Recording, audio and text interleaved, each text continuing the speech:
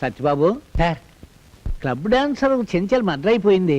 ఆ కేసు విషయంలో దొంగ సాక్ష్యం చెప్పడానికి ఒక మనిషి కావాలి. అదేమిటి సార్, మీ ఇంట్లోనే అన్ని రకాల మాయలు తెలిసిన ఓ మాయగాడు ఉన్నాడని మీరే అన్నారు కదా, వాడికి 4 డబ్బులు కొట్టించేస్తే చెప్తా. అమ్మలింగం, ఈ అమాయకుడు కొంప ముంచేస్తావు. ఇదేమిటి సార్, నా లైన్లోకి మీరు వచ్చారు? నేను నీ భక్తునే కదా, అందుకని. అన్నట్టు నీతో చిన్న పనుండి వచ్చానయ్యా. నా గబుక్కుని సబ్ ఇన్స్పెక్టర్గా ప్రమోషన్ వచ్చింది అనుకో, నువ్వు ఆనందిస్తావా లేదా? తప్పకుండా ఆనందిస్తాను. నాకు ప్రమోషన్ వచ్చినట్టుగానే నీ గబుక్కుని 10,000 రూపాయలు దొరికినాయి అనుకో, సంతోషిస్తావా లేదా? అంత డబ్బు దొరికితే తప్పకుండా సంతోషిస్తాను. అయితే ఇదిగో 10,000.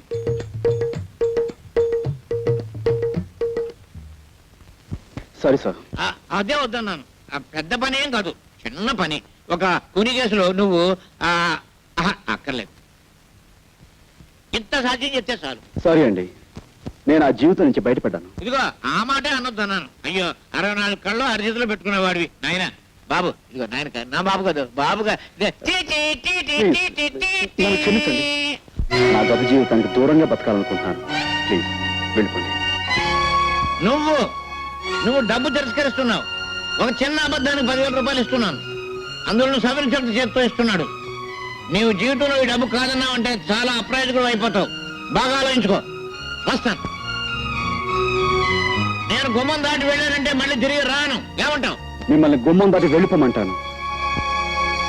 30 రూపాయలు కొడుగా. ఎంత? 30 రూపాయలు శీఘ్రం కొడుగా. నేను చస్తే కొడవను. నువ్వు కొడవమన్నంతా కొడవడానికి నేనేం వెరివెదలా కనబడుతున్నానా? రైల్వే స్టేషన్ నుంచి చచ్చిన తహసీల్దార్ గారింటికి నీకు 30 రూపాయలు కొడవాలా? 3 రూపాయలు కుడుస్తాను. కుడుచుకుంటే కుడుచుకో, కుడకపోతే మానుకో. యో మీటర్ పారయ్యా. నేను చస్తే పారను. నువ్వు పారమన్నప్పుడల్లా పారడానికి నేనేం వెరివెదను అనుకున్నావా? బెజవాడి నుంచి ఇక్కడికి రైల్లో వస్తే ఆ పెట్టెలో నెత్తి మీద 4 పంకాలేశారు, కూర్చోడానికి దిమ్మ చెక్క లాంటి బల్లేశారు, కాలు మడుచుకోవడానికి శుభ్రమైన గది కట్టారు, బాతాగాన్ని కొట్టుకోవడానికి చుట్టూరా బోళ్ళంత మంది మనుషులు. మనం చదవాలనుకుంటే ఎదంటి చేతిలో పేపర్ ఉంది. ఇన్ని సౌకర్యాలు చేసి వాళ్ళు చేసిన ఛార్జీ ఎంత? అంతా కలిపి 25 లోపు. మరి నువ్వు నన్ను డొక్కులో పడేసి డబ్బాలో గులకరాయి ఆడించినట్టు ఆడించావు. పట్టుమని 10 మైళ్ళు తిరగలేదు, నీకు 30 రూపాయలు కొడవాలా? చెమ్ముతో కొట్టానంటే శాంతానికి సిద్ధమైపోతావు కదా అప్పీరుగా. నీకు దమ్మిడి ఇవ్వను. నీ దిక్కులో చోటు చెప్పుగా పాదరుబా. పల్లెటూరు వాడి కదా అని అతను మోసం చేస్తావా?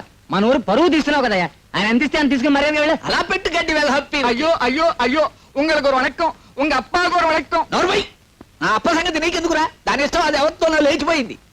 చెంబుతో కొట్టానంటే శాంతానికి సిద్ధమైపోతావు కదా అప్పిని. ఏమనుకున్నావో? భలే వాడవాయా బాబు, భలే సావుగిరాకి తగిలింది పొద్దున్నే. నువ్వు వద్దు, నీ డబ్బులు వద్దు. వీడి సుత్తి కాదు బాబు, రంపం ఉప్పిరుగే కదా ఉప్పిరుగా.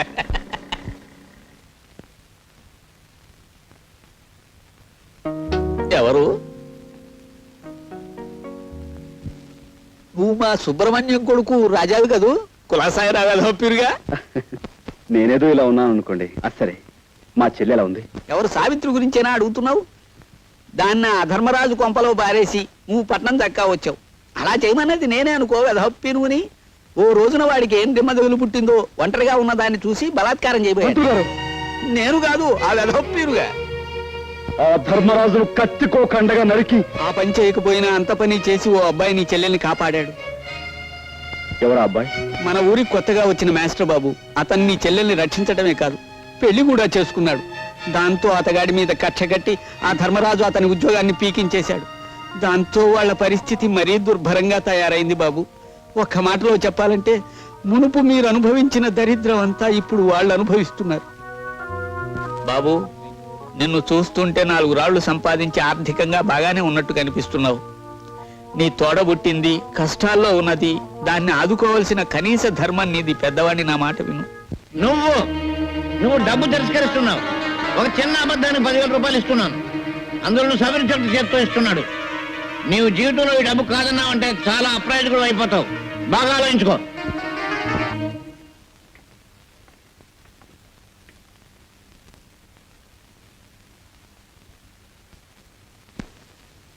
రాజా, రాజా,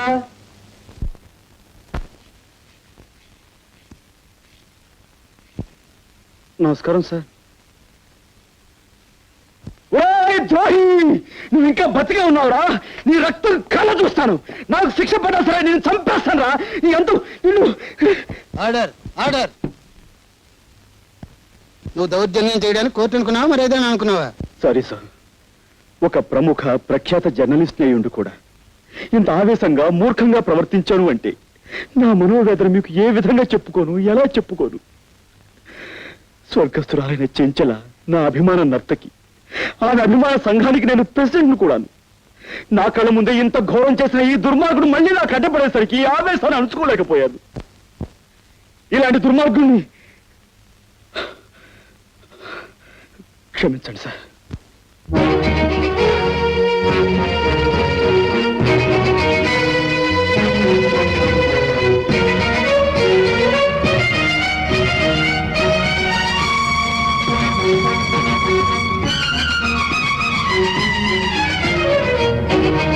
ఒక అమాయకుని నేరస్తుని చేసి కొలుపుతున్నావా? అనుభవిస్తావురా లింగం, అనుభవిస్తావు.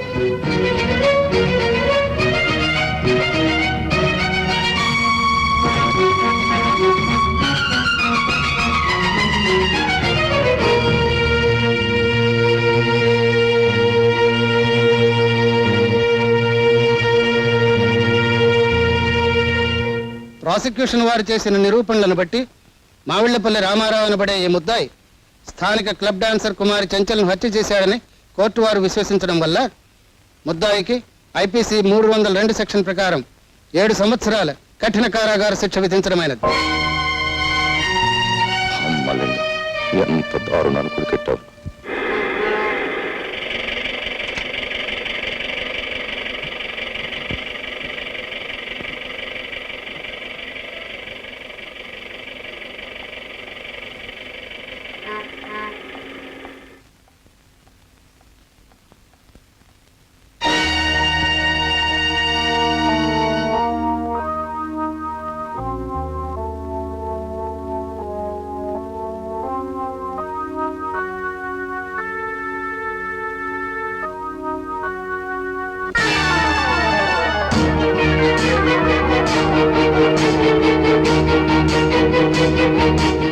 ద్రోహి, నువ్వు విక్రమినావా?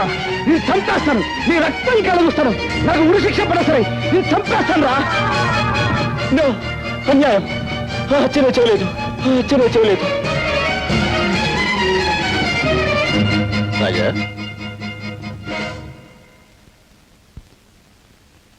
గురుమూర్తి గారు, మా చెల్లెలు ఎక్కడికి వెళ్ళిందో మీకు తెలుసా అండి? ఇదేనా నువ్వు రావటం? అవునండి. అయితే నీకు ఈ సంగతి తెలిసి ఉండదు. ఉద్యోగం కోసమని మీ బావ పట్టణానికి వెళితే అతని మీద ఏదో కూనీ కేసు పడిందట. ఎవడో బద్మాష్ గాడిచ్చిన దొంగ సాక్ష్యాన్ని నమ్మి అతన్ని జైల్లో పెట్టారట. ఆ సంగతి తెలిసింది నీ చెల్లెలు గుండెలు పగిలేలా ఏడుస్తూ పట్టణానికి వెళ్ళింది. ఒంటరిగా వెళ్ళిన ఆడపిల్ల ఏమవుతుందో ఏమో.